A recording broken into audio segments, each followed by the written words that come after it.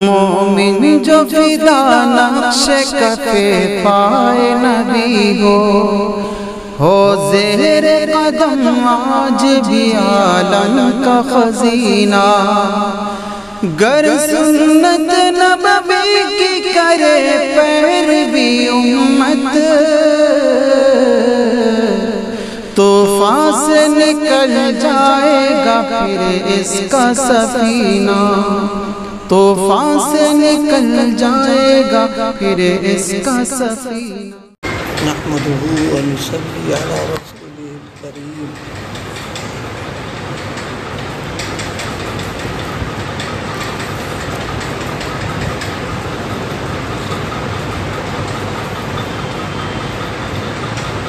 دینداری کے تعلق سے کل کچھ گزارشات کی تھی۔ حضرت حکیم الامت نور اللہ برکتہ کے ملفوظات میں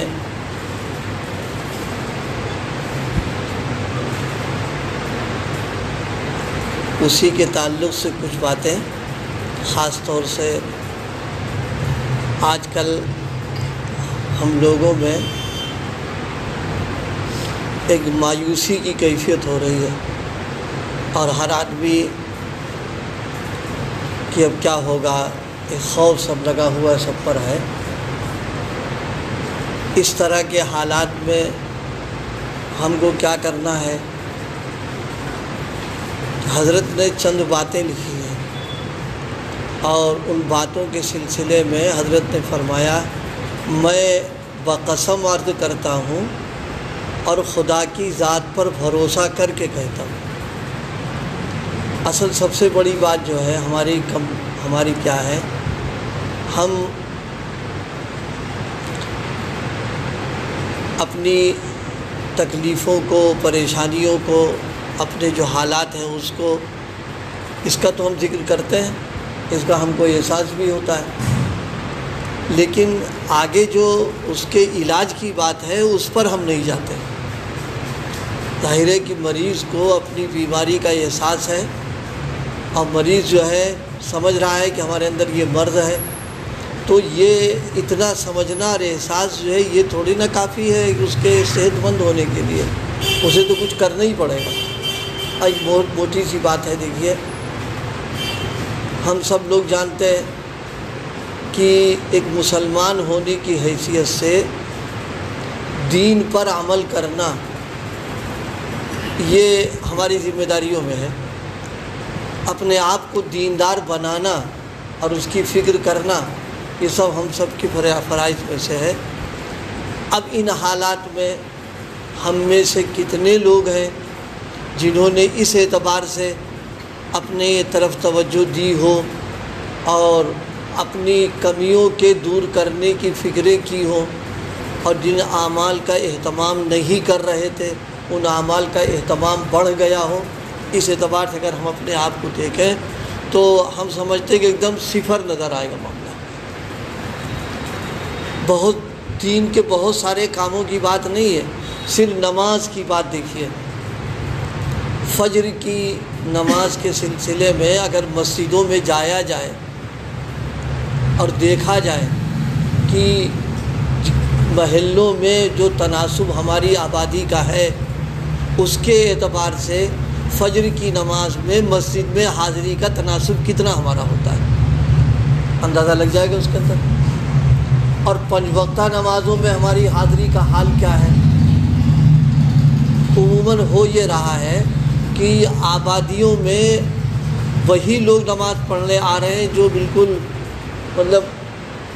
اذکار رفتہ کا مطلب یہ ہے کہ دنیا کے اعتبار سے وہ کسی کام کے رہ نہیں گئے ہیں۔ ابھی گورنمنٹ نے ریٹائر کر دیا، اگر وہ کام کے ہوتے ان کو ریٹائر کیوں کیا جاتا؟ گھر والوں نے ریٹائر کر دیا، بچوں نے کام سنبھال لیا۔ وہ لوگ آ رہے ہیں مسجد میں، وہ بھی سب نہیں آ رہے، اس میں سے گنے چنے چند آ رہے ہیں، اور بقیہ جتنا ہے طبقہ جوانوں کا، نوجوانوں کا، ادھیڑ کا، بچوں کا، کتنے آ رہے ہیں۔ فجر میں آئیے مسجد میں، ایک دم محلے میں ایسا معلوم ہوتا ہے کہ زندوں کی بستی ہے ہی نہیں، بالکل یہ ایک دم سناٹا، بالکل سا ہوتا رہتا ہے۔ جس قوم کا یہ حال ہو جائے کہ نمازوں کے اندر اتنی غفلت ہو، اور ایسا نہیں کہ مسجد سے دور رہ رہے ہوں، مسجد کے قریب ہیں، آواز آ رہی ہے اذان کی، مائک سے تو ماشاء اللہ اذان ہوتی، اذان کی آواز آ رہی ہے، لیکن نمازوں کے لیے کتنے لوگ آنے والے لوگ ہیں، اور انہی میں کچھ وہ لوگ ہیں جو سرکاری ملازمت کی بنیاد پر، جن کو ڈیوٹی کے لیے باہر جانا ہے، نہا دھو کے اور پہن کپڑا ناشتہ کر کے یا لے کر کے اسٹیشن پہ کھڑے ہوئے۔ اب ظاہر بات ہے، کاشتکار اگر کھیتی کے زمانے میں بیج ڈالنے کے بجائے وہ جھاڑ جھنکر اور ببول بوئے گا، تو جب کٹائی کا وقت آئے گا تو کیا ملے گا اس کو؟ وہ اس بات کی امید میں لگا لے کہ صاحب ہم کو گیہوں ملے اور چنا ملے، چاول ملے۔ بالکل ہمارا حال تو یہ ہو رہا ہے کہ تلاوت قرآن کے اعتبار سے اگر دیکھا جائے، کتنے گھرانے ایسے ہیں، کئی دن یعنی کوئی مبالغہ نہیں، کئی دن نکل جاتے ہیں، نہ قرآن کھل رہا ہے، نہ تلاوت کی آواز آ رہی ہے، نہ کوئی قرآن پڑھ رہا ہے۔ یہ تو حال ہم لوگوں میں جا رہا ہے۔ اور زکوٰۃ وکات کو تو پوچھنا ہی کیا ہے۔ ابھی سیل ٹیکس اور انکم ٹیکس والے آ کے چھاپا مار دیں، لاکھوں دے دیں گے ان کو نکال کر کے، اس لیے کی جان پھنسی پڑی ہے۔ اور زکوٰۃ کی بات آ جائے، ارے مولانا کہاں زکوٰۃ، کاروبار ہی نہیں چل رہا تو زکوٰۃ کی بات کر رہے ہیں۔ ایسے امت میں وہ لوگ کہ زندگی میں ایک بار زکوٰۃ دے دی، سمجھتے پوری سب نکل گئی اس کی۔ گھر میں سارے اکثر صاحب نصاب ہیں، لیکن ایک حساب لگا کے شاید ایک دے رہا، بقیہ کچھ نہیں، کہ ایک تو دے ہی رہا، کافی ہے سب کی طرف سے۔ جب ہمارا بدعملیوں کا یہ حال ہو جائے گا تو ہمارے ساتھ میں جو یہ سب معاملات ہو رہے ہیں یا آئندہ خطرات لگے پڑے ہیں، ظاہر ہے کہ اس پر ہم بیٹھ کے روئیں، شکوہ کریں، شکایت کریں، اس سے کیا حل نکلتا ہے؟ اصل تو معاملہ ان سب چیزوں کے ذمہ دار ہم ہیں۔ کاشتکار اگر کھیت پر محنت کرے، جتائی، بوائی، کھاد سب کچھ دے، اب پیدا نہیں ہو رہا تو یقیناً اس کو افسوس اور اس کو فکر کہ بھائی ایسا کیوں ہو گیا کہ ہم نے تو سب کچھ کر دیا۔ لیکن جس نے کچھ کیا ہی نہ ہو، نہ جتائی کی، نہ بوائی کی ہے، نہ کھاد دیا، نہ پانی دیا، نہ صفائی کا انتظام، اس کے یہاں اگر پیدا نہیں ہو رہا، اب پھر وہ بیٹھ کے افسوس کرے، ایسی بات ہے۔ وہ تو سارا کیا ہوا ہمارا اپنا آ رہا ہے۔ وہ فارسی کا شعر ہے نا، گندم ز گندم رویت جو ز جو از مکافات عمل غافل مشو۔ فرمائے گیہوں بو گے تو گیہوں ملے گا، جو بو دو گے تو جو ملے گا۔ جس طرح گیہوں اور جو بیج، عمل بھی بیج ہے، جیسا عمل ڈالو گے ویسا نکل کر کے آ جائے گا۔ اور قرآن مجید جس قوم کو اللہ پاک نے قرآن دے دیا ہو اور سیرت پیغمبر کی دے رکھی ہو، وہ قوم پریشان حال رہے، یہ رہے وہ رہے، تو اس سے بڑی اس کا مطلب یہ ہے کہ وہ نہ تو قرآن سے اس کا تعلق ہے، نہ سیرت سے اس کا تعلق ہے۔ ان سب چیزوں کو کھول کر بیان کیا گیا۔ اس لیے بھائی اصل چیز تو یہی ہے، ہم سب کو انفرادی طور پر اپنی زندگیوں کے تبدیل کرنے کا معاملہ ہے۔ اور ایک بات ذہن میں خوب اچھی طریقے سے رہے، ہم اپنی بددینی اور بدعملی کی وجہ سے چاہے کس بھی اس پر آ جائیں، اللہ کا دین محفوظ رہے گا، بالکل اس پر کوئی فرق نہیں پڑے گا۔ اسے تو دین کی حفاظت کا وعدہ کر رکھا ہے، حفاظت کے غیبی انتظام کرے گا، اسباب مہیا کر دے گا۔ لیکن ہم یہ سمجھیں کہ ہم بد دین ہوں گے تو دین کا کیا، اپنی فکر کریں کہ ہمارا کیا ہوگا، اس کا کچھ نہیں ہوگا۔ وہ تو بالکل الف سے یا تک اس کا ایک ایک نقطہ بالکل محفوظ رہے گا، اس کا نظام ہے اللہ کا مطابق کہ اللہ پاک ہم اگر نہیں کر رہے ہیں، بہت مستغنی ہے، اس کو ہماری تو ضرورت نہیں ہے۔ فرمایا تم سب حرکتیں کرو گے، تمہارا وجود ختم کر کے دوسروں کو لا کے رکھیں گے۔ اس کی قدرت میں ہے، اور تاریخ پوری سب بتا رہی ہے کہ جب بھی سب بگاڑ پیدا ہوا ہٹا دیا اللہ نے۔ ایک اس کو دیکھ، ایک لمحے ہم تو کسی کام کرنے کے لیے پلاننگ بناتے ہیں، سوچتے ہیں، یہ کرتے ہیں، وہاں کچھ نہیں، وہاں ذرا فیصلہ ہوا ایک دم صاف کر دیا اٹھا کر کے۔ اس لیے بھائی دوسروں کو کوسنے شکایت کرنے سے کچھ نہیں ملے گا، اگر مل جاتا تو مل گیا ہوتا اب تک، اگر کچھ نتیجہ ملنا ہوتا تو مل گیا ہوتا، کچھ نہیں ملے گا۔ اصل تو اپنے کو دیکھنا ہے کہ یہ ہماری حدیث میں ہے اعمالکم امالکم، فرمائیں کہ تمہارے جو بڑے سرپر ہیں ان کی طرف سے کوئی حالات، کوئی معاملات، کوئی بات پیش آئے، فرمائیں ان کی طرف نظر مت کرنا، نظر اپنی طرف کرو تم، اس لیے کہ تمہاری جیسی زندگی اسی کے اعتبار سے تمہارے اوپر ہم ان کو مسلط کریں گے لا کر کے۔ اگر ہم اچھے ہیں تو اچھے لوگ آئیں گے، اگر ہم غلط ہیں تو غلط لوگ آئیں گے۔ اس لیے بھائی اللہ پاک ہم سب کو اپنی اصلاح کے لیے، بننے کے لیے، حضرت حکیم الامت نے اس زمانے کے حالات میں ہی بات فرمائی تھی، میں بقسم عرض کرتا ہوں اور خدا کی ذات پر بھروسہ کر کے کہتا ہوں، نمبر 1 فرمایا اگر مسلمان مضبوطی کے ساتھ اپنے دین کے پابند ہو جائیں، سب سے پہلی چیز دین کی پابندی، ہم اس کو کرنے کو تیار ہی نہیں۔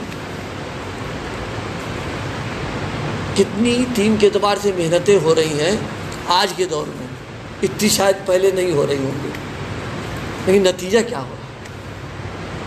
ہم لوگ دین میں لگے ہوئے ہیں، مختلف کاموں میں ہمارا حصہ ہے، ہمارا وقت ہے، پیسہ ہے، سب کچھ لگ رہا ہے، لیکن ہم خود اپنے اعمال کو دیکھیں کہ کتنے دینی اعمال ہم کر رہے ہیں،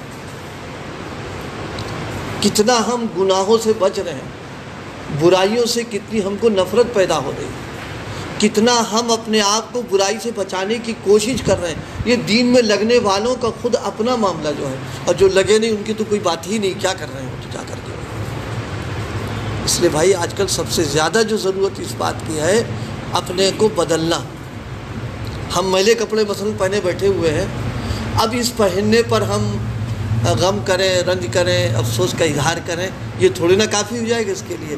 یہ تو جب ہوگا جب ہم اس کو تبدیل کر دیں گے، اپنے آپ تو نہیں ہونا، تبدیل کریں گے تب جا کے ہوگا۔ ایسے ہی اپنے اعمال اور اپنی زندگی کو جب تک تبدیل نہیں کریں گے اس وقت تک اللہ تعالیٰ کی طرف سے نصرت کے اور خیر کے فیصلے آ جائیں۔ قرآن مجید نے بیان کیا، فرمایا کہ ہم تو بہت سارے گناہوں کو نظر انداز کر رہے ہیں، بس تھوڑا تھوڑا کہیں کہیں جھٹکا دیتے ہیں، اور اللہ پاک محفوظ فرمائے وہ جھٹکے کا برداشت کرنا آسان تھوڑا نہیں ہے۔ وما اصابکم من مصیبت فبما کسبت ایدیکم ویعفو عن کثیر، ہم تو بہت سا معاف کر دیتے ہیں۔ مصائب آنے کے بعد میں دل اللہ کی طرف متوجہ نہ ہونا، یہ سب سے بڑی دلیل ہے کہ یہ مصیبت شامت اعمال پہ آ رہی ہے ہمارے لیے، اور مصائب آنے کے بعد میں ان کی طرف متوجہ ہو جانا یہ خیر ہے کہ اس سے جو ہے امت کے لیے ترقی، امت کے بیدار ہونے کا۔ اب ہم دیکھ لیں اس سب معاملے میں مجموعی طور امت جو ہے ادھر متوجہ ہو رہی ہے یا ادھر جا رہی ہے۔ بس اس وقت میں حضرت حکیم الامت کی بات تھی، ایک بات جو تو وہی آئی گئی کہ مضبوطی کے ساتھ اپنے دین کی پابند ہو جائیں۔ میں نے اسی کی گزارش کی تھی،